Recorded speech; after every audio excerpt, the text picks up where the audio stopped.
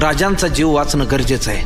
रायबा, शिवबा केवळ आमचा पुत्र नाही तर अवघ्या मराठी जनांचा स्वाभिमान आहे. या मातेने आपला पुत्र गमावला तरी 72, परंतु भ्याडपणे पळून जाऊन या मराठी मुलखाचा स्वाभिमान गमावता कामा नये. अशा वाघिणीचा त्यो छावा.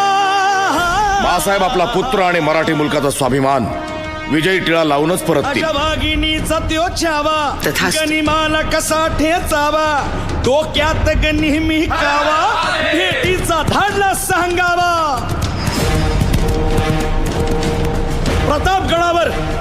प्रतापगडावर आमने सामने भेटीचा सांगावा खानानं हसत हसत कबूल केला.